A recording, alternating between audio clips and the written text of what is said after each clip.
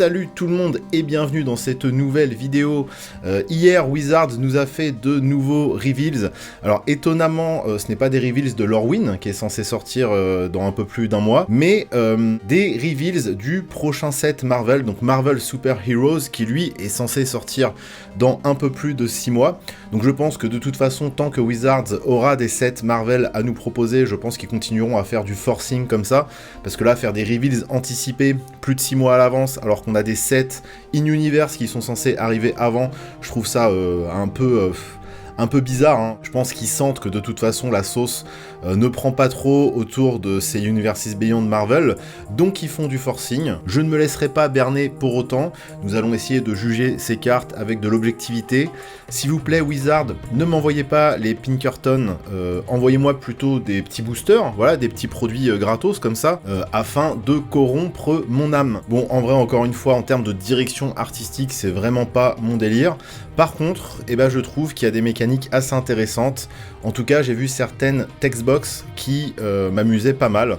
Donc attendons de voir aussi ce qu'on va avoir en illustration pour les Through the Omen Pass, parce que comme pour Spider-Man, j'imagine qu'ils n'ont pas obtenu les droits numériques sur les personnages. Donc il y a de fortes chances qu'on ait des illustrations et des noms alternatifs pour Magic Arena, et ça permettra comme ça d'imprimer de jolis proxys si les cartes me plaisent, en toute légalité bien sûr. Et nous allons commencer l'analyse de ces reveals avec Captain America Super Soldier. Une illustration plutôt pas mal. Alors moi je suis pas du tout sensible à l'univers des super-héros.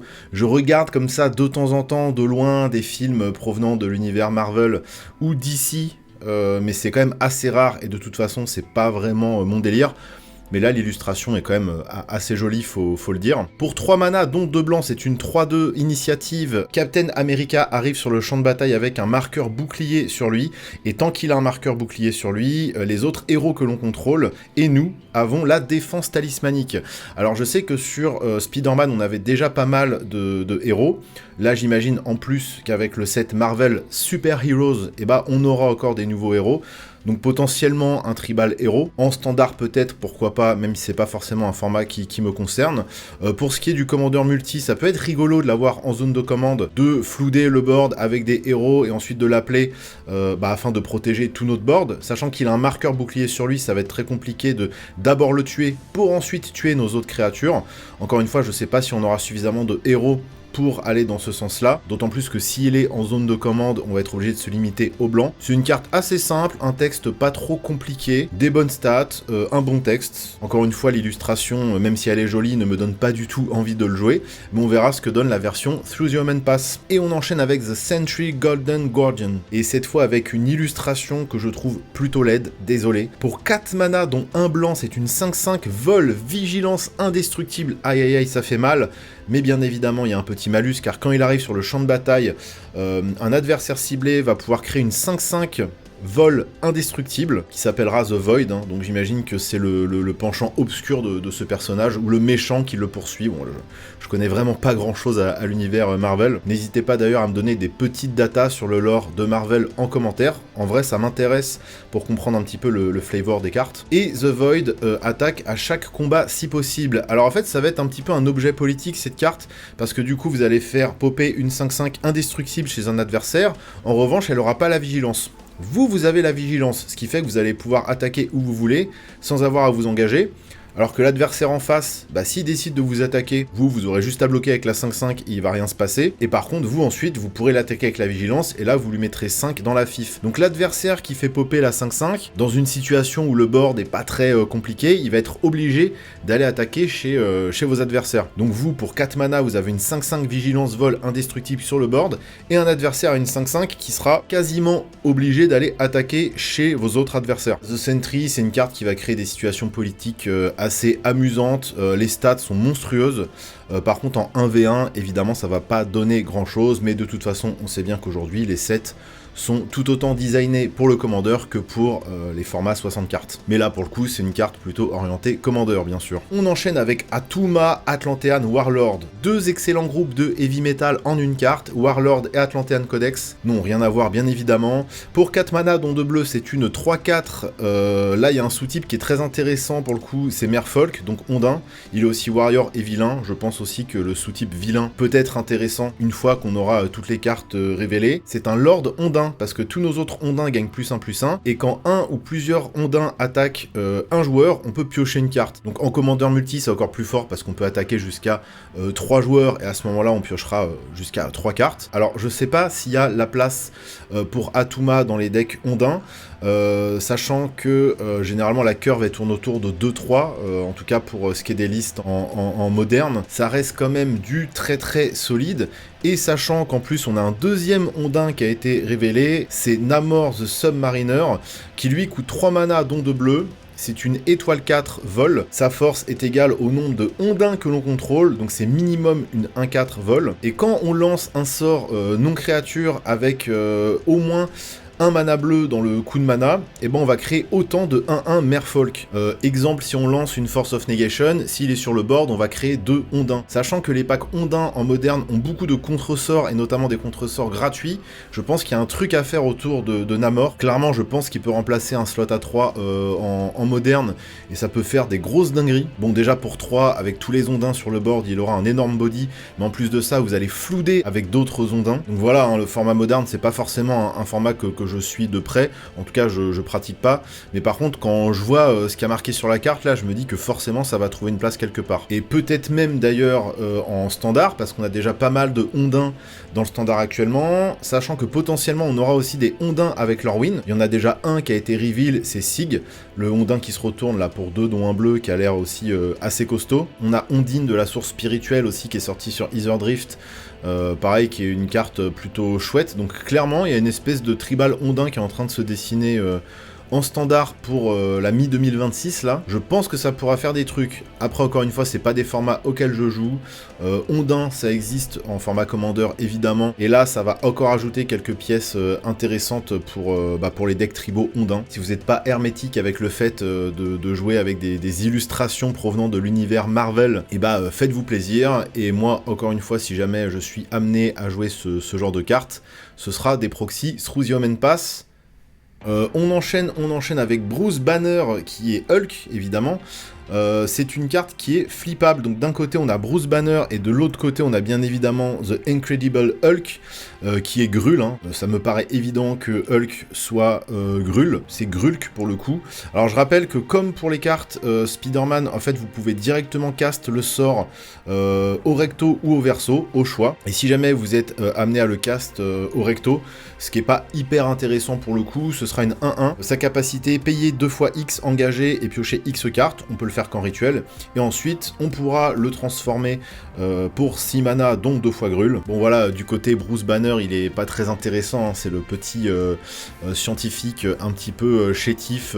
Justement, je parlais il y a un instant de la Ondine, de la source spirituelle, qui clairement fait à peu près la même chose en un peu plus fort. Il me semble pas que ce soit une carte très jouée, donc là pour l'instant, vu comme ça, le Bruce Banner il est pas très intéressant. En tout cas, de l'autre côté, c'est un gros bazouzou, une 8/8 portée, piétinement, sa capacité de Enrage, donc ça veut dire si jamais il prend des blessures, et c'est de gagner un marqueur +1/+1, et de le détaper et de refaire une phase d'attaque. Donc clairement, si vous le rendez indestructible et que vous trouvez un moyen de lui mettre une petite blessure par-ci par-là à chaque fois qu'il attaque, ce qui est possible, hein, je vais vous afficher quelques cartes qui combattent très bien avec lui, et ça donne des phases d'attaque infinies. Donc une 8/8 qui va gagner des marqueurs à chaque fois qu'il attaque, et qui va attaquer une infinité de fois, et ça gagne, tout simplement. Voilà, il va être très très difficile à arrêter. Alors pour le coup, Hulk, je connais. Je trouve que ça colle très bien à son caractère un petit peu colérique. Après, pour le jouer en commandeur, ça veut dire qu'on va être obligé de jouer Témur,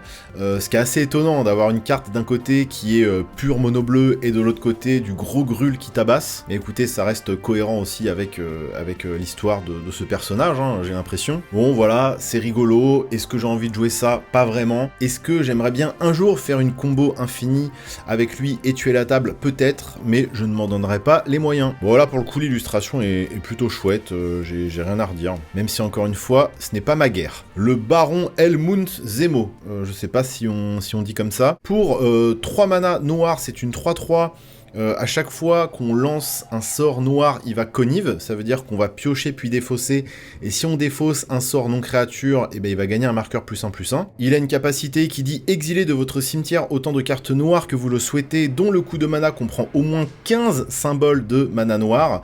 On va copier toutes ces cartes exilées, et on va pouvoir lancer jusqu'à 3 de ces copies sans payer leur coût de mana. Alors c'est clairement une carte à combo, moi pour le coup c'est la carte qui m'intéresse le plus là dans ce qui a été révélé, je la trouve très rigolote. Alors non seulement sa capacité de connive permet de se sculpter une main, mais aussi de mettre au cimetière plein de grosses cartes avec des gros coups de mana noir dedans, et en fait on va builder ça comme une espèce de deck réanimator en mettant au cimetière des énormes saloperies. Alors pour le coup on pourra pas mettre Griselbrand dans le cimetière parce qu'il est ban en commandeur, mais il y a plein de trucs en fait qui vont pouvoir permettre de faire des combos et de ramener tout votre cimetière sur le board et puis de gagner la partie. Il y a vraiment tout un tas de saloperies qu'on va pouvoir foutre dans le cimetière pour rapidement les ramener sur le champ de bataille, comme l'oblitérateur Phyrexian, comme Zodiark, et puis plein d'autres cartes en fait qui permettront de créer des petits combos une fois que tout ça sera ramené en même temps sur le champ de bataille. Ça peut être marrant aussi de le jouer dans des shells dévotion en noir en ramenant des marchands gris d'Asphodel, histoire de one-shot la table tout simplement. Donc ça c'est une carte qui m'intéresse beaucoup. Encore une fois, le personnage et l'illustration m'indiffèrent totalement, donc j'ai quand même hâte de voir ce qu'ils vont nous faire pour le Through the Omen Pass si on en a. Il peut être marrant, comme je disais, à mettre dans les 99 cartes d'un deck mono noir un peu axé sur la dévotion, mais ça peut être très drôle aussi de le jouer en zone de commande, de remplir le cimetière avec tout un tas de saloperies, de l'appeler, éviter de se faire contrer, et de ramener tout le cimetière sur le champ de bataille. Encore une fois, ça peut créer des combos de zinzin, ou juste vous faire un board de porc. Bon voilà, c'est du pur mono noir, réanimator, dévotion au noir, qui peut faire des vraies dingueries. Hey, Jackstot. Voilà, ça fait un moment que je me tâte à refaire un deck mono noir, donc pourquoi pas, à voir. On continue avec Dr Doom, que j'imagine être un méchant, et c'est marqué dans son sous-type, c'est marqué vilain, donc c'est un méchant. C'est pas un gentil, c'est un méchant. Pour 6 mana, dont 2 noirs. Ah bah tiens, lui, il pourrait être intéressant à ramener avec le personnage d'avant, là. Pour 6 mana, dont 2 noirs, c'est une 3-3. Il va arriver sur le champ de bataille et pondre 2 3-3. Ça fait 9 de body pour 6, en mono noir. C'est des tokens robots et vilains. Voilà, c'est des Doombots. En fait, c'est les deux robots là qu'on voit derrière lui, c'est 2 gardes du corps. Tant que l'on contrôle une créature artefact ou un plan, alors le plan, il me semble que c'est des marqueurs, enfin j'imagine que c'est ça parce qu'il y a une carte qu'on verra après qui mentionne les marqueurs plans. En tout cas, tant qu'on a un plan de grand méchant, ou une créature artefact, il a l'indestructible, bah ça tombe bien, il en pond 2 des créatures artefacts. Ah bah, tout est sur la carte, pas besoin de builder un deck. Et à notre étape de fin, on va piocher une carte et perdre un point de vie, donc c'est une espèce d'arène phyrexiane qui se déclenche à la fin du tour. Une arène phyrexiane indestructible qui se déclenche à la fin du tour et qui fait 9 de board. Ok, oui, ça va sûrement faire beaucoup de value. Bon, là, comme ça, la carte m'intéresse pas du tout. On va pas tout regarder en détail, hein. Là, clairement, c'est pas du tout un truc qui m'inspire.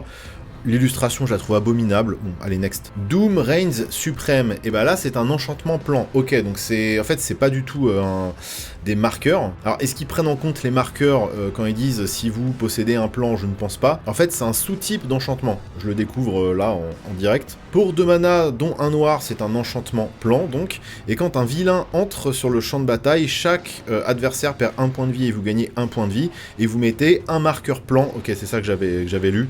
J'avais pas lu le petit sous-type. Vous mettez un marqueur plan sur cet enchantement. Alors juste, avant de continuer, il y a un sous-type plan et il y a des marqueurs plans. On comprend, hein, mais en vrai, je trouve ça un chouïa confus. Ils auraient pu trouver un autre nom pour les marqueurs ou les sous-types, bref. Quand le 5e marqueur est mis sur cet enchantement, on le sacrifie, et quand on fait ça, un joueur ciblé va exiler les 5 cartes du dessus de sa bibliothèque, et on va pouvoir caster gratuitement 2 de ses sorts. Oui, bah c'est un plan machiavélique de grands vilains, afin de contrôler le monde, afin de contrôler la galaxie, afin de contrôler l'univers. Oui, bah tout comme on va avoir sûrement des decks tribaux super-héros, on aura sûrement des decks tribaux méchants. Vous remarquerez qu'il a une petite capuche, qui est une forme de couvre-chef. Est-ce que ça rentre dans Jasper? Pas du tout, parce que les vilains ne sont pas des outlaws. Voilà, faut pas confondre. Arrêtez de tout mélanger comme ça. Vraiment, vous commencez à m'agacer. Vous faites des amalgames entre les hors-la-loi et les méchants. Ça n'a rien à voir. on peut être hors la loi et gentil. Bon, j'ai aucun recul sur ce que ça peut faire en standard, ce truc, d'autant plus qu'on est loin d'avoir tous les méchants qui ont été révélés. Au-delà de ça, c'est une carte qui m'intéresse pas plus que ça, donc next. Super Skrull, ça coûte 4 mana, dont 3 noirs. C'est une 4-5, il est Skrull, Shapeshifter et vilain. Et il a 4 capacités différentes. Ça rappelle un petit peu Kenris en un peu moins classe quand même. Là, c'est un peu une carte cahier de brouillon. Ça a le vol. Pour 3 mana, dont un blanc, on va créer une 0-4 mur. Pour 4 mana, dont un vert, il va gagner +4/+4 jusqu'à la fin du tour. Pour 5 mana, dont un rouge, il va mettre 4 damage à une créature. Et pour 6 mana, dont un bleu, le joueur ciblé pioche 4 cartes. C'est une créature légendaire qui a sur lui un Wall of Omens, une Giant Growth, Obliterating Bolt et Opportunity. Sauf que c'est bien trop cher, hein, parce que normalement on paye pas autant pour faire ces effets-là. Je sais pas quoi en penser, je trouve ça un peu gaze en vrai. En plus, vu le personnage, j'imagine que c'est une fusion de plein d'autres personnages, et notamment des 4 fantastiques qu'on verra tout à l'heure, parce qu'on va avoir des decks préco 4 fantastiques. C'est probablement flavor avec ce que fait le personnage dans le lore de Marvel, mais je trouve cette carte très vulgaire, voilà. Déjà, Kenris, c'est limite. Alors, je sais qu'il est très apprécié, qu'il est très joué comme commandant 5 couleurs. Ça permet d'aller un petit peu n'importe où, voilà, c'est une carte, c'est presque vanilla finalement, parce qu'en fait, on peut aller dans n'importe quelle direction avec ça. Je trouve ça ni élégant, l'illustration est dégueulasse, bref, ça m'intéresse pas. Quicksilver, Brash Blur, ok, pour 1 mana rouge, c'est une 1-1. S'il est dans notre main de départ, on va pouvoir le mettre sur le champ de bataille directement. C'est une Linley sous forme de créature, voilà. Évidemment, ça a la célérité, et il a une petite capacité pour 5, dont un rouge, qui permet de lui mettre sur la gueule un marqueur +1/+1 et un marqueur Double Strike. C'est turbo agressif. Si mono rouge aggro existe en standard, évidemment que cette carte sera jouée probablement en 4 fois dans les decks. Bon, le truc, évidemment, c'est qu'il est légendaire, donc si on en a 2 en main de départ, on pourra pas commencer la partie avec 2-1-1 célérité sur le board, ce qui serait complètement débile, même si là c'est déjà pas mal débile, parce qu'en gros c'est à dire que dès le tour 1 vous faites Quicksilver montagne into une autre petite créature 1-1 célérité, et ça déroule quoi. Encore une fois, on a un léger power creep de ce qui est capable de faire mono rouge aggro, parce que oui, commencer avec une 1-1 célérité gratuitement sur le board, surtout si on est sur le play, c'est vraiment agressif. Bon, en vrai, je trouve ça un peu marrant. En ce moment, je suis en train de réfléchir à construire un deck Sonic, donc évidemment que ça rentre dedans. Alors, une saga enchantement. Alors là, je suis désolé, c'est très laid, hein. N'allez pas me défendre ce genre d'artwork. Vraiment, le visuel est dégueulasse, je suis désolé. Je trouve ça hyper bâclé, c'est vraiment... Bon, c'est chum de fou. Déjà que c'est pas évident d'accepter des super-héros dans Magic, essayez au moins de nous les vendre correctement, ou au moins, voilà, d'enrober le truc avec un joli paquet cadeau, quoi, parce que là, franchement, moi, ça me... J'ai même pas envie de lire la carte. World War Hulk pour 5 mana, dont 2 verts. C'est un enchantement saga. Première étape, on va pouvoir lancer notre prochain sort vert ou rouge gratuitement. Donc en gros, pour 5 mana, on va jouer la saga, et derrière, on va pouvoir slam gratuitement un gros Bazuzu qui coûte 1000 mana par exemple. Deuxième étape, on va mettre 3 marqueurs +1/+1 sur une créature que l'on contrôle, donc le gros Bazuzu sera encore plus gros par exemple. Et troisième étape, on va choisir une créature que l'on contrôle, et jusqu'à la fin du tour, on va doubler sa force et gagne le piétinement. Bon voilà, c'est pour sortir... J'imagine que c'est pour sortir directement un adversaire de la table. Après voilà, ça met un peu de temps à se construire. Tour 4 au tour 5, on a notre gros machin qui arrive sur le board. Tour 5, il va être un petit peu boosté. Tour 6, il va être extrêmement boosté. On a le temps de le voir venir, on a le temps de le gérer. Voilà, c'est rigolo, vite fait. Mais bon, j'ai absolument pas envie de jouer ça. Puis qu'est-ce que c'est moche, bon sang. Encore un visuel désastreux. The Coming of Galactus. Ça coûte 2 noirs, 1 vert et 2 génériques. Donc c'est un enchantement saga, encore une fois. Première étape, on va détruire un permanent non-terrain. Deuxième étape, tous nos adversaires perdent 2 points de vie. Troisième étape, tous nos adversaires perdent 2 points de vie. Et quatrième étape, la plus intéressante, on va créer une 16-16 Elder Alien avec le vol et le piétinement. Donc le token s'appelle Galactus. J'imagine que c'est un grand méchant du lore Marvel. Et quand Galactus attaque, on va détruire un land. Voilà, c'est un casse-land. Pareil, hein, là, le problème de cette carte, c'est qu'il va falloir absolument trouver un moyen de cheater les lore counters. parce que sinon ça veut dire que tour 5 on pose la saga, tour 6 deuxième effet, tour 7 troisième effet, tour 8 quatrième effet, super, tour 8 on a une 16-16, bon ok, et tour 9 la 16-16 va enfin pouvoir attaquer. Alors c'est rigolo, j'imagine que c'est extrêmement flavor avec ce qui se passe dans l'univers Marvel, mais c'est extrêmement lent. Voilà, je suis pas certain que ça voit du jeu, sauf s'il y a vraiment moyen de tricher sur les lore counters. Il y a des méthodes, hein, en tout cas en commandeur, pour tricher sur les lore counters, donc il y a des gens qui feront des trucs avec ça, sûrement. Ça rappelle un petit peu Dark Depths et son Maritlage, enfin c'est un peu le même esprit, je trouve. C'est-à-dire qu'on sait qu'il y a un gros truc qui arrive, on a le temps de le voir venir, mais c'est peut-être plus compliqué justement de tricher avec Coming of Galactus qu'avec Maritlage, justement. Bon, en tout cas, moi je suis choqué par la laideur de ce visuel. Encore une fois, là, vraiment, on se fout de notre gueule. Il n'y a plus aucun effort de fait, quoi. Vraiment, encore une fois, moi, si les visuels déchiraient, je serais prêt à faire l'effort et à fermer les yeux et pourquoi pas à accepter ce genre de Universes Beyond, mais là, non, c'est...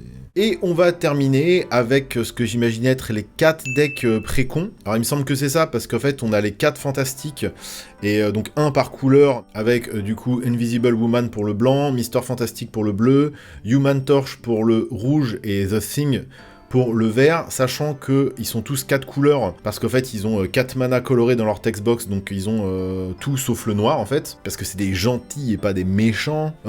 Est-ce que j'ai envie de les lire? Les text box sont monstrueuses, ça fait 1 milliard de trucs. Invisible Woman pour 3 mana, dont un blanc c'est une 3-3, au début du combat pendant notre tour, si on a lancé un sort non créature pendant le tour, on va faire une 0-3 mur avec le défenseur et le reach, et quand on attaque on peut payer Ink Trader, et si on fait ainsi, la créature ciblée va gagner +1 +0 jusqu'à la fin du tour pour chaque créature que l'on contrôle.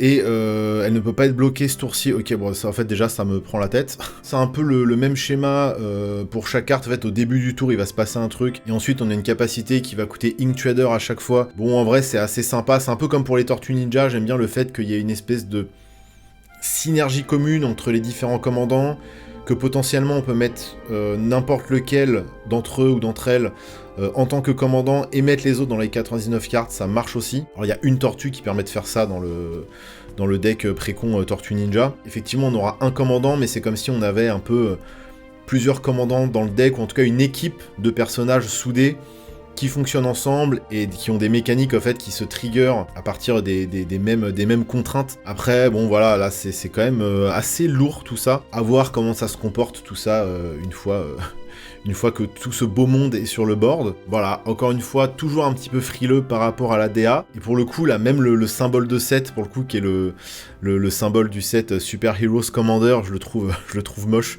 Vraiment, il n'y a pas grand-chose de... Voilà, autant il y a des mécaniques que je trouve très drôles, autant sur la direction artistique, c'est un peu comme Spider-Man. Et encore, Spider-Man, il y a certains trucs, j'en suis un peu revenu, mais bon, c'est vrai que... Voilà, je me répète, mais les super-héros, c'est pas mon del. Mais voilà, Magic est un jeu qui nous appartient, à nous de nous approprier les cartes, à nous de faire des altérations, à nous d'imprimer des proxys avec des skins qui nous plaisent un peu plus. Et sur ce, les petits potes, comme d'habitude, n'hésitez pas à commenter, liker, c'est ce qui permet déjà de faire vivre la chaîne. Bien évidemment, vous pouvez aussi devenir membre pour passer une étape supplémentaire dans le soutien de cette chaîne. Et si vous faites ce petit effort, et vous aurez accès à pas mal de contenu exclusif qui est déjà posté sur la chaîne, donc allez-y, n'hésitez pas et vous pourrez avoir accès comme ça à des vidéos un peu plus longues et à quelques vidéos exclusives aussi. On se retrouve très bientôt, peace!